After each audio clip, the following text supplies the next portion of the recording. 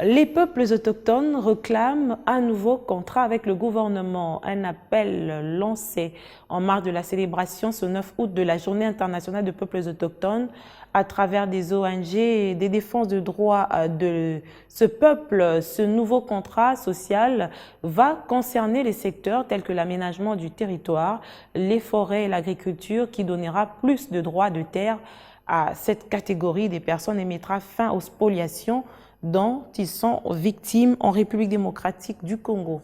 Chassés de leurs terres, marginalisés, victimes des activités politiques et économiques, telles sont les différentes formes d'inégalité sociale auxquelles sont confrontés les peuples autochtones dans plusieurs pays de la planète. Les structures et organisations de défense de droits de peuples autochtones saisissent la balle au bond en marge de la célébration de la Journée internationale de peuples autochtones pour interpeller le gouvernement congolais à honorer leur engagement vis-à-vis de ce peuple. La responsabilité incombe aux États.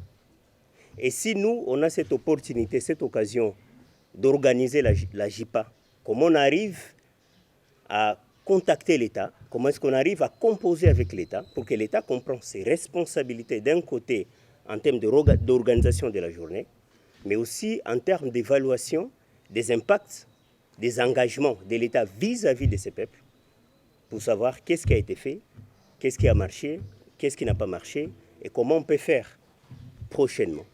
Ne laissez personne à côté. Ça fait des siècles, ça fait des temps. Ces gens ont toujours été à côté. Ne laissez personne à côté. Il y a la loi qui arrive. Ne laissez personne à côté. Mais au même moment, ces derniers se disent non. Nous lançons un cri d'appel. Un nouveau contrat social. Mais par rapport à tout ce qui a été fait, est-ce qu'aujourd'hui on peut évaluer réellement pour savoir si on a impacté positivement les modes de vie de ces gens-là?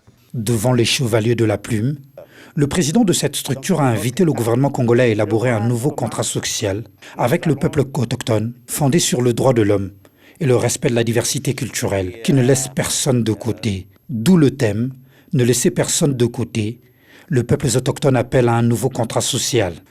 Ne laissez personne de côté. C'est une grande interpellation. Une grande interpellation. Si nous arrivons aujourd'hui, c'est pour essayer de faire l'évaluation. Les engagements que la République démocratique du Congo a pris devant les nations, sur la question autochtone, où est-ce que nous en sommes? Ne laissez personne de côté. C'est les États qui disent, pas les peuples autochtones. Ce nouveau contrat va mettre fin aux différentes formes de spoliation des terres et assurer le droit des peuples autochtones dans plusieurs secteurs de la vie nationale. Aujourd'hui, nous avons des réformes. Réforme foncière, réforme de l'aménagement du territoire, réforme forestière, réforme agricole. Dans toutes ces réformes-là, avec ce que nous sommes en train de faire comme plaidoyer, notre statut, notre contrat sera quoi? Sera un nouveau contrat social. Parce qu'on va nous considérer maintenant les terres des peuples autochtones restent les terres des peuples autochtones. Plus de 476 millions de catégories de ce peuple vivent dans 90 pays du monde, mais bon nombre d'entre eux sont encore sous l'autorité de gouvernements centraux qui exercent un contrôle sur leurs terres, leur territoire, mais aussi et surtout leurs ressources.